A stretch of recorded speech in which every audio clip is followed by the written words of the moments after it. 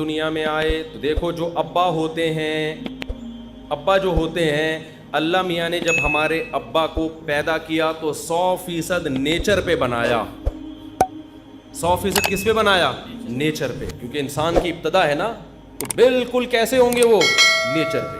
پھر جو قومیں آئیں وہ 100% نیچر پہ تھیں. پھر انسان جب پیغمبروں کی تعلیمات سے دور ہوا تو نیچر سے آہستہ آہستہ ہٹنا شروع ہوا. تو نماز پڑھنا یہ ہماری نیچر کا حصہ ہے. اب میں آپ کو کہتا ہوں، یہ جو میں بار بار کہتا ہوں نا، میڈیکل سائنس ایک الگ فیلڈ ہے اور مذہب ایک الگ، یقیناً ایسا ہی ہے. لیکن مذہب کو فالو کرنا اس اعتبار سے کہ آپ کی نیچر کا حصہ ہے، اور میڈیکل سائنس سب سے زیادہ فوکس کس کو کرتی ہے؟ نیچر کو. کسی بھی ڈاکٹر سے پوچھ لو، وہ کہہ رہے ہیں کہ نیچرل غذائیں کھائیں، نیچرل لائف اسٹائل ہونا چاہیے. اگر آپ نیچرل لائف اسٹائل نہیں رکھتے، جائیدادیں کھا لو، آپ کی صحت اچھی نہیں ہو سکتی. رات کو جلدی سونا یہ نیچر ہے یا نہیں ہے؟ اور صبح جلدی اٹھنا، اسلام نے جو آپ کو ایک شیڈول بنا کے دیا ہے، اس میں رات کو دیر سے سو کے صبح دیر سے اٹھنا ہے یا جلدی سو کے جلدی اٹھنا ہے؟ اس کا مطلب اسلام آپ کو فطرت سے دور کر رہا ہے یا فطرت کے قریب کر رہا ہے؟ فطرت کے قریب کر رہا ہے. تو اس لیے پتہ چلتا ہے کہ اسلام اور میڈیکل سائنس اس اعتبار سے ایک ہی چیز کے دو نام ہیں. نہیں آئی بات سمجھ میں؟ اگر آپ کو اپنی صحت کو بھی مینٹین رکھنا ہے، انسان کا بچہ بن کے زندگی گزارنی ہے، ہر لحاظ سے فٹ رہنا ہے، تو آپ کو بالآخر اسلام ہی کو فالو کرنا پڑے گا. اس کے بغیر آپ صحت مند بھی نہیں ہو سکتے. تو روزہ جو اللہ نے فرض کیا نا، نماز، یہ ہماری صرف روح کی ریکوائرمنٹ نہیں ہے، یہ ہماری باڈی کی بھی ریکوائرمنٹ ہے. سمجھتے ہو کہ نہیں سمجھتے؟ سچ بولنا یہ صرف ہماری روح کی ریکوائرمنٹ نہیں ہے، یہ ہماری باڈی کی بھی ریکوائرمنٹ ہے. اب میں آپ کو مثال دیتا ہوں. آپ کہیں گے مفتی صاحب ابھی تو آپ کہہ رہے تھے چوری کا انڈا کھاؤ یا حلال انڈا کھاؤ، پروٹین تو سیم پیدا ہوں گے، تو پھر مذہب چوری کا انڈا کھانے سے منع کیوں کر رہا ہے؟ بھائی صرف آپ کو پروٹین کی ضرورت نہیں چاہیے، مینٹلی ہیلتھ بھی چاہیے. وہ چوری کر کے وہ مینٹلی ہیلتھ آپ کو حاصل نہیں ہو سکتی، کیونکہ نیچر کے خلاف ہے حرام کھانا. آپ کی باڈی ڈسٹرب ہوگی، آپ بے سکونی میں جاؤ گے. ہو سکتا ہے آپ پروٹین کا ایک کنستر بن جاؤ، گھی کا ڈبہ بن جاؤ آپ، لیکن آپ خودکشی سے مرو گے. چوری کرنے والے کبھی بھی سکون میں نہیں ہوتے.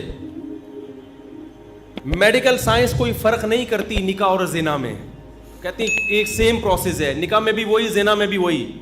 لیکن حقیقت یہ ہے کہ زنا کرنے والے اسٹریس اور ڈپریشن میں جاتے ہیں، نکاح کرنے والے اتنی ٹینشنیں لے کے بھی وہ ٹینشن نہیں لیتے، کیونکہ نیچر ہے. بہت مشکل ہے بھائی، رہنے دو یار.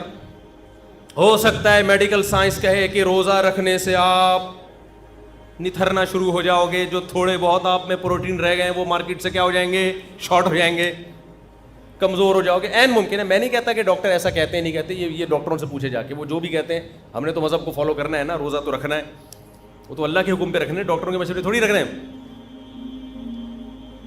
ہو سکتا ہے وقتی کمزوری ہو سکتا ہے وقتی نقصان ہو، لیکن نتیجے کے اعتبار سے نقصان بولو نہیں.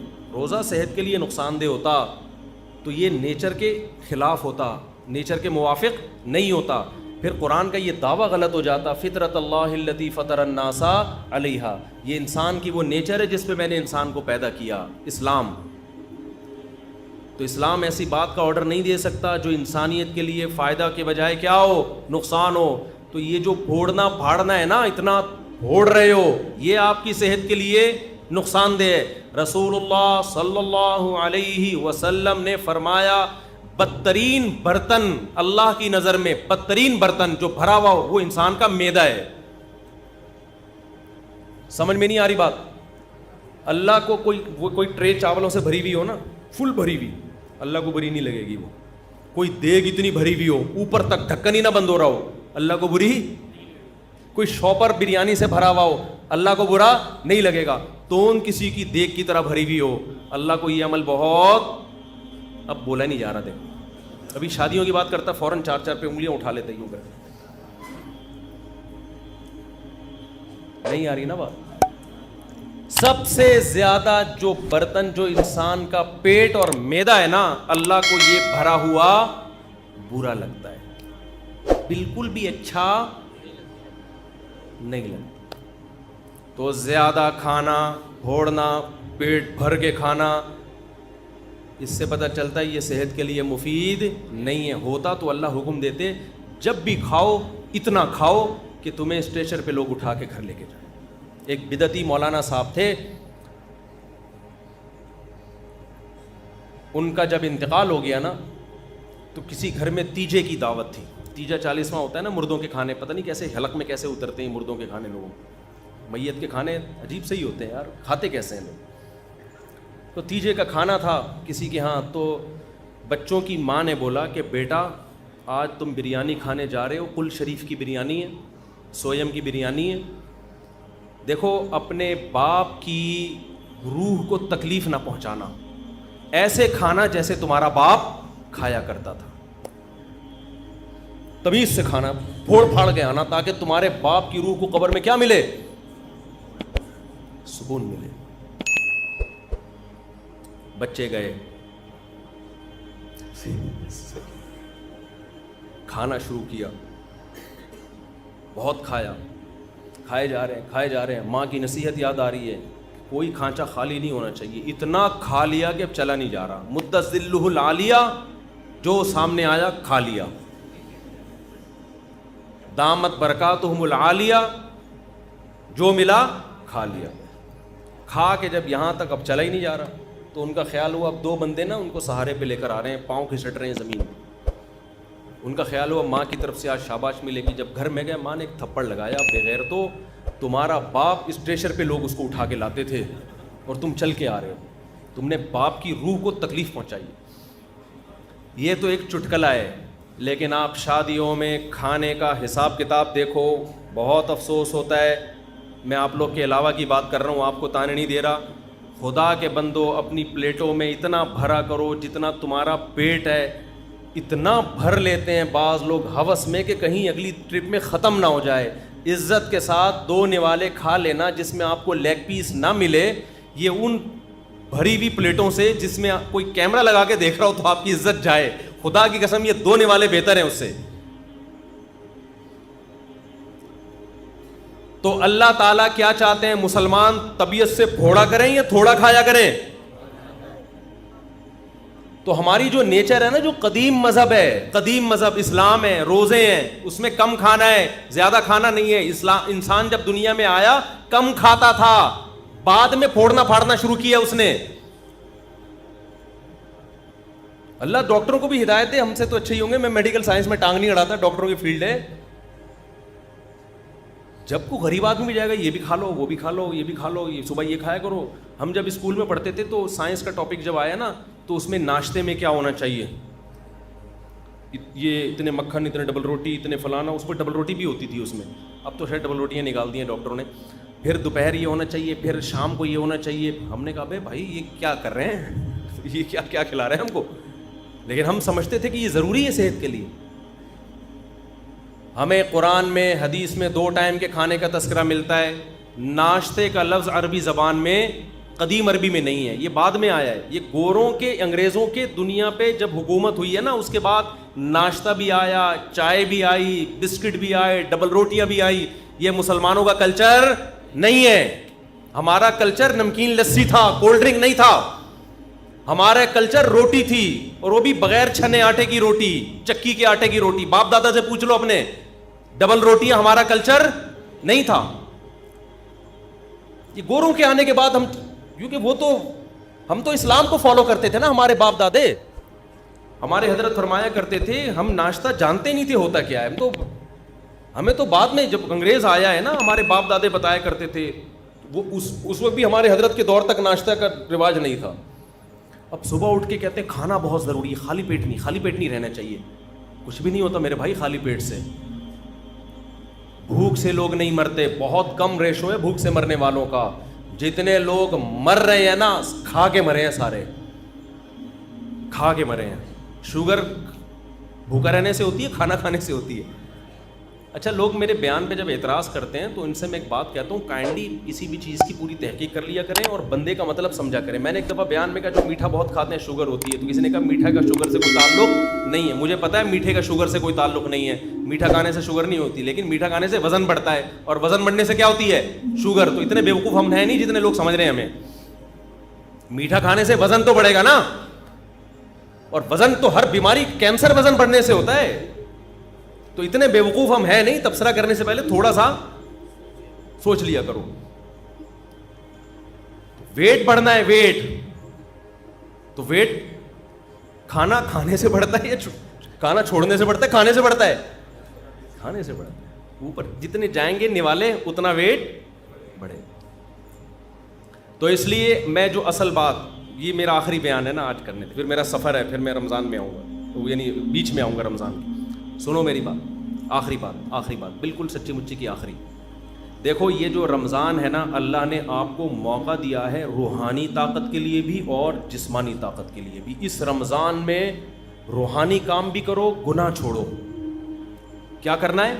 تمام کبیرہ گناہوں کی لسٹ بنا لو. یہ کرتا ہوں, فحش فلمیں آج کل بہت نوجوانوں میں رائج ہو گئی ہیں, اس کو گناہ سمجھنا چھوڑ دیا ہے. یہ گناہ, ماں باپ کے ساتھ بد کلامی, بہنوں کی وراثت نہیں دے رہا, جھوٹ بولنا, سارے گناہوں کی. ہمارے استاذ کہا کرتے تھے گناہوں کو نا ڈائری میں لکھو, لسٹ بناؤ کہ میری زندگی کا عزم ہے کہ ان گناہوں کو میں نے اپنی زندگی سے نکالنا, اس کے لیے پلاننگ کرو. تو رمضان سے بہترین پلاننگ کا ٹائم آپ کے پاس کوئی بھی نہیں ہے. سمجھتے ہو؟ تمام گناہوں کو اپنی زندگی سے نکالنا ہے. عزم کرو اس رمضان میں 5 ٹائم تکبیر اولیٰ کے ساتھ ہم نے نماز پڑھنی ہے. یہ عزم کرو. رمضان میں 20 رکعت تراویح پڑھنی ہے. دیکھو اسلاف کے دور میں 20 رکعت تراویح تھی. 8 رکعت تراویح ہمیں کسی صحابی تابعی سے نہیں ملتا. اگر حضرت عمر نے جو 8 رکعت والی روایت صحیح ہوتی نا, حضرت عمر سے 8 رکعت بھی منقول ہے, وہ روایت صحیح نہیں ہے. اگر وہ روایت صحیح ہوتی تو پوری روئے زمین پر کہیں تو 8 رکعت ہو رہی ہوتی اس وقت, کہیں بھی نہیں ہوتی, کہیں بھی نہیں تھی. حرمین میں 1400 سال ایک رمضان بھی ایسا نہیں آیا جس میں 20 رکعت سے 1 رکعت بھی کم تراویح ہوئی ہو. ہاں اب جا کے وہ 10 کر دیے کووڈ کی وجہ سے, وہ اب اگر کر بھی دیے تو ہمیں اس سے کوئی فرق نہیں پڑتا. 1400 سال تک کیا ہو رہا تھا؟ لوگ کہتے ہیں حرم میں رفع الیدین بھی تو ہوتا ہے. حرم میں رفع الیدین ہوتا بھی رہا ہے اور ترک رفع الیدین بھی ہوتا رہا ہے. جب احناف کی حکومت تھی, صدیوں حنفیوں نے حکومت کی ہے حرمین پر, اس وقت جو حنفی امام تھا بغیر رفع الیدین کے نماز پڑھاتا تھا. لیکن اگر کوئی رفع الیدین کے ساتھ پڑھاتا تو اس پہ بھی اعتراض نہیں تھا, کیونکہ صحابہ میں آپ کو رفع الیدین والے بھی ملیں گے اور رفع الیدین نہ کرنے والے بھی ملیں گے. تو ہماری نظر میں اس سے کوئی فرق نہیں پڑتا. لیکن تراویح کا جہاں تک مسئلہ ہے, 1 سال بھی حرمین میں صدیوں تک ایسا نہیں آیا کہ مسجد نبوی یا مسجد حرام میں 20 رکعت سے کم تراویح ہوئی ہو. اب جا کے سعودی حکومت نے اگر چینج کیا ہے کورونا کی وجہ سے یا کسی بھی وجہ سے, تو وہ چینجنگ سعودی حکومت کا اپنا ہیڈک ہے, وہ پوری امت پہ مسلط نہیں کیا جا سکتا. کہ 1400 سال سے, یعنی لوگ کہتے ہیں نا حرمین میں رفع الیدین, اور بھائی 1400 سال سے ایک کام حرمین میں کیسے غلط ہو سکتا ہے؟ رفع الیدین تو حرمین میں ہوا اور نہیں بھی ہوا, دونوں نمازیں چلتی رہی ہیں, لہذا دونوں ٹھیک ہیں. لیکن تراویح کبھی بھی 20 رکعت سے کم نہیں ہوئی ہے. تو اللہ, اگر یہ نماز بدعت ہوتی, یہ غیر سنت ہوتی, تو کیسے ہو؟ اور پھر تہجد کی نماز کو تراویحوں سے ملانا, میرا اس پہ آڈیو بیان ہے پورا دلیل کے ساتھ, وہ آپ سن سکتے ہیں. ابھی میں اس ٹاپک کو نہیں چھیڑتا. آپ نے عزم کرنا ہے کہ ہم نے تراویح کی نماز پابندی سے بولو پڑھنی ہے. تو عزم کرتے ہیں کہ نہیں؟ اس کی بڑی روحانی برکتیں ہوں گی. اور رمضان میں رات کے آخری حصے میں نا, سحری میں تو اٹھتے ہی ہیں سب لوگ, تھوڑی دیر پہلے دعا کا اہتمام کر لو. سب سے زیادہ دعاؤں کی قبولیت کا وقت رات کا آخری حصہ ہے. رات کو اٹھ کے آپ نے اللہ سے دعائیں مانگنی ہے. اپنی حاجات بھی مانگیں, کسی کا رشتہ اٹکا ہوا ہے وہ بھی مانگ سکتا ہے, کوئی پرابلم نہیں ہے. لیکن زیادہ فوکس آپ نے کرنا ہے ہدایت کو, کہ اللہ میں نے جو گناہوں کی لسٹ بنائی ہے نا, میری زندگی کو کیسا کر دے, چینج کر. داڑھی کی توفیق دے دے مجھے, مجھ سے سود چھڑوا دے, مجھ سے یہ برائیاں, میں فحش فلمیں دیکھتا ہوں, اے اللہ یہ عادت مجھ سے, اگر کوئی دیکھتا ہے یہ عادت مجھ سے چھڑوا دے. تو یہ کیا کرنا ہے آپ نے؟ یہ راتوں کو دعا مانگنا ہے. یہ ہوگی روحانی طاقت کے لیے, کیونکہ یہ آپ کو انسان اور گدھے میں فرق کرنے کے لیے, ٹھیک ہے نا. دوسرا کام آپ نے جسمانی طاقت کا بھی کرنا ہے. نبی صلی اللہ علیہ وسلم نے فرمایا المؤمن القوی احب الی اللہ من المؤمن الضعیف, طاقتور مومن اللہ کو کمزور مومن سے زیادہ محبوب. تو رمضان آپ کو طاقت بنانے کا ایک بہترین موقع, کیونکہ ہماری صحتیں برباد ہوتی ہیں پھوڑنے اور پھاڑنے سے. پھوڑنے کا مطلب کھا لیا, اور پھاڑنے کا مطلب 6 گلاس لسی کے اس کے اوپر. تو آپ نے کھانے پہ کنٹرول کرنا ہے رمضان میں. اللہ تعالیٰ آپ کو عادت ڈال دیتے ہیں کہ صبح سے لے کے شام تک آپ بھوکے رہتے ہیں. عام دنوں میں یہ پاسبل نہیں ہوتا, بھوکے رہنے کی عادت پڑ جاتی ہے. تو اس عادت کو مینٹین کریں, بھوکے رہنے سے کوئی نقصان نہیں. اچھا یہ ذہن میں رکھو, بہت سے لوگ کہتے ہیں رمضان میں ہمیں کمزوری ہو رہی ہے. کمزوری نہیں ہوتی, چونکہ ہمیں میٹھا کھانے کی عادت پڑ چکی ہوتی ہے. گلوکوز لیول سے, گلوکوز ہر وقت باڈی میں بھرا رہتا ہے, تو میٹھا بھی ایک نشے کی طرح ہے. جب وہ نہیں ملتا تو انسان کو پریشانی ہوتی ہے, اس پریشانی کو وہ ویکنیس سمجھتا ہے. جن کو میٹھے پھوڑنے کی عادت ہے نا, روزانہ 6 لڈو کھاتے ہیں, ان کو جس دن 5 لڈو ملے نا, ان کو کمزوری محسوس ہوگی. مجھے لڈو کھانے کی عادت نہیں ہے, مجھے لڈو نہ ملے مجھے کوئی کمزوری نہیں ہوتی. تو میٹھے کی عادت پڑتی ہے, تو جب وہ میٹھا نہیں ملتا تو کمزوری محسوس ہوتی ہے. وہ کمزوری نہیں ہوتی, وہ کمزوری کے نام پہ دھوکا ہوتا ہے. اس کا حل یہ کہ چھوڑ دو تو یہ ٹھیک ہو جاؤ گے. نہیں یاری بات میرا خیال ہے. تو آپ نے کیا کرنا ہے بھائی, صبح سحری میں پھوڑو نہیں, تمیز سے کوئی تمیز کی چیزیں کھا لو, اور افطاری میں بھی تمیز سے تمیز کی چیزیں کھا لو. وہ میں تمیز کی چیزیں بتا نہیں رہا آپ کو کیا ہے, وہ ڈاکٹروں سے پوچھ لو, حکیموں سے پوچھ لو, وہ میں نہیں بتاؤں گا کیونکہ میرا شعبہ نہیں ہے. ہو سکتا ہے پکوڑے والوں کا بزنس بند ہو جائے, سموسے والوں کا بیچاروں کا, کہہ رہے ہیں رمضان میں تو ایک ہمارا بزنس چل رہا تھا, ہمارے کیوں بزنس پہ لات مار رہے ہو. تو آپ 2-3 چیزوں پہ تھوڑا کنٹرول کر لیں, ایک آئل اور ایک چینی. سمجھتے ہو, کوکنگ آئل کو چھوڑ دو, نکال دو اپنے سے. یہ کوکنگ آئل جو بازار کی چیزیں جو بھی آ رہی ہیں نا, یہ خوب سمجھ لو یہ بزنس ہے, اس کا آپ کی صحت سے کوئی تعلق نہیں.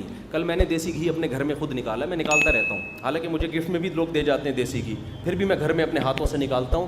میری گائے ہے, میری بکری ہے, اسی کا بکری کا گھی بھی نکالا اور گائے کا گھی بھی نکالا. کل میں نے اس کا ولاگ بنا کے سوچ رہا ہوں چینل پہ ڈال دوں, بنا لیا, سوچ رہا ہوں چینل پہ ڈال دوں.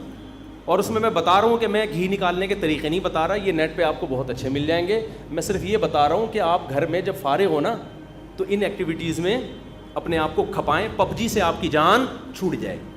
ایک واشنگ مشین لے لے, 10-15 ہزار کی پلاسٹک کی آتی ہے. جلدی جلدی بتا دوں, دودھ بوائل کیا آپ نے, ملائی نکال کے جمع کرتے رہیں, گھر والوں سے کہیں, وہ جب فریزر میں اوپر جمع ہو جائے گی تو پھر ایک دن نکال کے اس کو واشنگ مشین میں الٹا کر کے ڈال دیں, اور آپ اللہ بھلا کریں, نیٹ پہ سارے طریقے آپ کو مل جائیں گے. اور پھر آپ نے جلدی سے اس میں ٹھنڈا پانی ڈالا اور واشنگ مشین کو ڈرن کر کے گھما دیا, اوپر مکھن آ جائے گا, مکھن نکال کے گرم کیا, گھی.